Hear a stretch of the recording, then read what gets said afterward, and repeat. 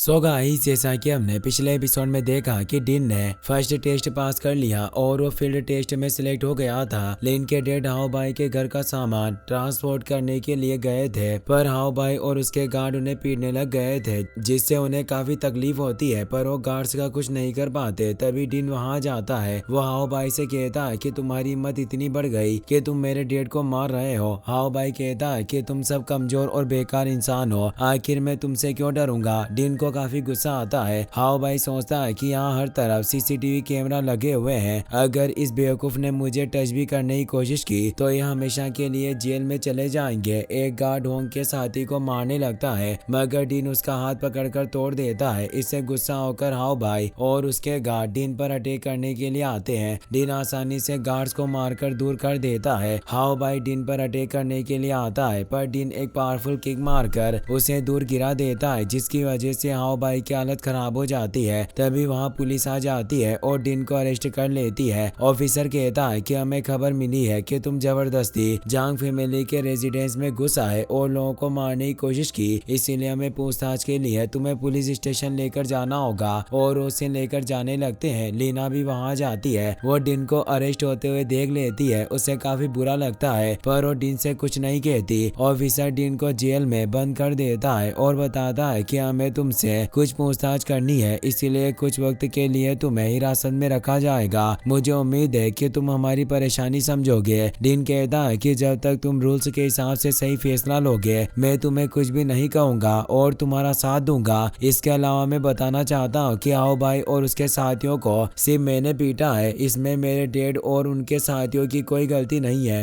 Officer वहाँ से चला जाता है। कुछ वक्त बाद डिन की फैमिली डिटेंशन सेंटर में आती है और ऑफिसर से डिन के बारे में पूछती है। ऑफिसर कहता है कि डिन ने कहा है कि उस लड़ाई में आप और आपके साथी शामिल नहीं थे, इसीलिए आपको कोई कुछ नहीं कहेगा, पर डिन ने उन लोगों को पीटा, इसीलिए उससे पूछताछ चल रही है। अगर उसकी कोई गलती नहीं हुई तो उसे जल्दी रिहा कर दिया जाएगा। लुओ गोंग ऑफिसर को समझाने की कोशिश करती है कि डिन बिना वजह फाइट नहीं कर सकता, पर ऑफिसर बताता है कि मैं अपनी मर्जी से डिन को नहीं छोड़ सकता। लुओ हुआ अपनी माँ से कहता है कि आपको फिक्र करने की जरूरत नहीं है, भाई को कुछ नहीं होगा, मुझे पूरा भरोसा है कि वो जल्दी से बाहर आ जाएंगे। होंग ऑफिसर से पूछते हैं कि डिन ने अभी अभी वॉरियर टेस्ट दिया है, क्या जेल में जाने से उसके टेस्ट पर कोई असर पड़ेगा। वॉरियर टेस्ट के बारे में सुनकर ऑफिसर हैरान हो जाता है। वो चीफ डोंग एन के पास जाकर उन्हें बताता है कि डिन की फैमिली ने अभी मुझे बताया कि वो वॉरियर टेस्ट दे रहा है। डोंग एन सोचते हैं कि वॉरियर टेस्ट आज ही शुरू हुआ था, पर अभी तक कैंडिडेट्स की लिस्ट नहीं आई है, लेकिन अगर वो सच में जूनियर वॉरियर हुआ तो हम सब मुसीबत में पड़ जाएंगे। डोंग एन को लीना का कॉल आता है। वो बताती है कि कल मैंने जांग रेजिडेंस की फाइट देखी थी और मेरे पास उसके बारे में कुछ सबूत है। डिन के साथ जेल में 2 और कैदी थे। वो कैदी डिन को अपनी मसाज करने के लिए कहता है, लेकिन डिन उसे मना कर देता है। कैदी गुस्सा हो जाता है और डिन पर अटैक कर देता है। डिन उसे रोकने की कोशिश करता है, पर वो कैदी काफी स्ट्रॉन्ग था, जिस वजह से डिन दूर हो जाता है। कैदी कहता है कि मैं तुम्हें बताना भूल गया, पर मैंने वॉरियर टेस्ट पास किया है। यह बात सुनकर डिन चौंक जाता है और उस कैदी से डरने लगता है। वो उस कैदी से बचकर इधर उधर भागने लगता है, मगर कैदी एक किक मारकर उसे दूर गिरा देता है, जिससे उसके मुंह से ब्लड आने लगता है और उसे काफी गुस्सा आता है, इसीलिए वो भागना छोड़कर कैदी से फाइट करता है। डिन कैदी को काफी पीटता है और उसका हाथ मरोड़कर उसकी हालत खराब कर देता है, जिससे कैदी को पता चल जाता है कि डिन ने भी वॉरियर टेस्ट दिया है। दूसरा कैदी डिन से कहता है कि अगर तुमने डिटेंशन सेंटर में कोई भी तमाशा करने की कोशिश की तो तुम्हें वॉरियर टेस्ट से निकाल दिया जाएगा। ये बात सुनकर डिन को समझ में आ जाता है कि हाओ भाई उसे टेस्ट में डिस्क्वालीफाई करने के लिए यह सब कर रहा है, इसीलिए डिन उस कैदी को छोड़ देता है। फिर हम हाओ भाई को देखते हैं। वो ब्रोकर जो हुआ के अकाउंट में पैसे डाल देता है और उसे कहता है कि तुम सिटी के बारे में सब कुछ जानते हो और कुछ भी कर सकते हो, इसीलिए मुझे तुम्हारी मदद की जरूरत है। जो हुआ पूछता है कि तुम अमीर और पावरफुल हो, आखिरकार तुम्हें क्या प्रॉब्लम हो सकती है जो तुम्हें इस नाचिस की जरूरत आन पड़ी। हाओ भाई को डिन की याद आती है। जब वो लीना को बचा रहा था, वो खुद लीना को पसंद करता है, इसीलिए वो उसे डिन के पास देखना पसंद नहीं करता और अब वो डिन को अपने रास्ते से हटाना चाहता है। वो जो को बताता है कि मेरी क्लास में एक डिन नाम का स्टूडेंट है, कुछ वक्त पहले उसने मेरे ऊपर हाथ उठाने की हिम्मत की और अब मैं उसे सबक सिखाना चाहता हूँ। जांग हुआ कहता है कि जहाँ तक तक मुझे पता है कि तुम एक्सट्रीम मार्शल क्लब के सीनियर स्टूडेंट हो, तो आखिरकार एक कॉलेज स्टूडेंट तुम्हें कैसे पीट सकता है। हाओ भाई कहता है कि डिन बहुत स्ट्रॉन्ग है और अभी वो वॉरियर टेस्ट दे रहा है। ये बात सुनकर जांग हुआ डर जाता है और वहाँ से जाने लगता है। हाओ भाई उसे कहता है कि तुम्हें डरने की जरूरत नहीं है, तुम्हें खुद कुछ नहीं करना है। अभी डिन डिटेक्शन सेंटर में है और मैं चाहता हूँ कि तुम अपने साथियों से कहकर डिन को परेशान करवाओ ताकि वो उनसे फाइट करे। जैसे ही वो डिटेक्शन सेंटर में फाइट करेगा उसे वॉरियर टेस्ट से बाहर निकाल दिया जाएगा। जांग हुआ कहता है कि भले ही तुम उसे टेस्ट से बाहर निकलवा दोगे पर फिर भी मैं एक होने वाले वॉरियर को परेशान नहीं कर सकता, इससे मेरी जान खतरे में पड़ जाएगी। हाओ भाई कहता है कि तुम्हारे साथियों को बस डिन को परेशान करना है, बाकी का काम मेरा साथी कर देगा। ये बात सुनकर जांग हुआ चौंक जाता है। वो कहता है कि तुम्हें कहना चाहते हो कि तुम्हें डिटेक्शन सेंटर के अंदर उस नए वॉरियर से भी ताकतवर कोई मिल गया है। हाओ भाई जांग जेहो को कॉल करके उससे मदद मांगता है। जांग जेहो उसकी मदद करने के लिए तैयार हो जाता है। वो अपने साथी कोबरा से मिलने के लिए डिटेक्शन सेंटर में जाता है। वो कहता है कि मुझे माफ कर देना, अभी मैं तुम्हें आजाद नहीं करवा पाया, पर अभी तुम्हें मेरा एक काम पूरा करना है, इसीलिए मैं तुम्हें दूसरे सेंटर में भिजवा रहा हूँ। जैसे वो काम पूरा हो जाएगा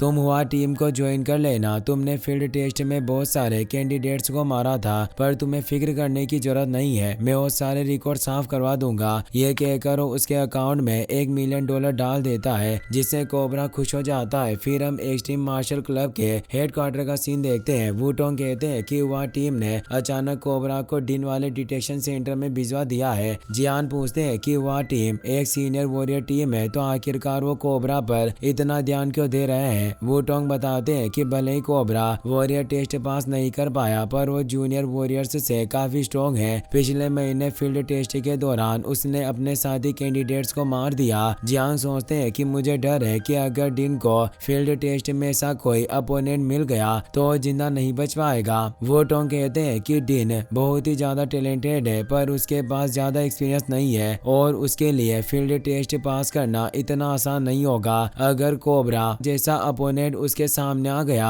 तो उसकी जान भी खतरे में पड़ सकती है। जियांग कहते हैं कि अगर डिन 5 AQ पॉइंट्स को समझ लेता है तो शायद वो फील्ड टेस्ट को पास कर सकता है। सेनेटर जूशी कहते हैं कि मैं यकीन के साथ कह सकता हूँ कि डिन 5 AQ पॉइंट्स को समझ लेगा। ये बात सुनकर जियांग और वुटोंग हैरान हो जाते हैं। वो पूछते हैं कि आखिर आप इतने यकीन के साथ कैसे कह सकते हो कि डिन 5 AQ पॉइंट्स को समझने में कामयाब हो जाएगा। जूशी कहते हैं कि फर्स्ट टेस्ट में डिन ने ग्रेट स्पिरिचुअलिटी का यूज किया तो 5 AQ पॉइंट्स को समझने में उसे ज्यादा परेशानी नहीं होगी। यहाँ तक कि उसकी ग्रेट स्पिरिचुअलिटी ने भी मुझे हैरान कर दिया था। यह सुनकर वुटोंग हैरान हो जाते हैं और कहते हैं कि आप एक मिस्टीरियस मास्टर हो, तो आखिर डिन की स्पिरिचुअलिटी में ऐसी क्या खास बात है जिस वजह से आप हैरान हो गए। फिर हम डिन को देखते हैं। उसे फर्स्ट टेस्ट पास करने के बाद की बातें याद आती है। यांग वो जियांग से पूछता है कि मैंने ग्रेट स्पिरिचुअलिटी के ग्रुप के बारे में सुना है जिन्हें स्पिरिचुअल मास्टर कहकर बुलाया जाता है, पर मुझे उनके बारे में कोई इन्फॉर्मेशन नहीं मिली। जियांग कहते हैं कि दुनिया में बहुत कम स्पिरिट मास्टर है, जिस वजह से उनके बारे में कम इन्फॉर्मेशन है, पर वो बहुत ही स्ट्रॉन्ग वॉरियर्स होते हैं और जेनेटिक एनर्जी प्रैक्टिस करते हैं। जेनेटिक एनर्जी के साथ वो स्पिरिट एनर्जी को भी सीख सकते हैं, पर स्पिरिचुअलिटी सबके पास नहीं होती और तुम वॉरियर के बाद उसके बारे में सीख सकते हो। वो टोंग बताते हैं कि हम सब जानते हैं कि वॉरियर्स नॉर्मल लोगों से स्ट्रॉन्ग और तेज होते हैं, उनके पास अच्छी मेंटल और फिजिकल हेल्थ होती है। ये सब चीजें उन्हें जेनेटिक एनर्जी की मदद से मिलती है। ग्रेट निर्वाणा के वक्त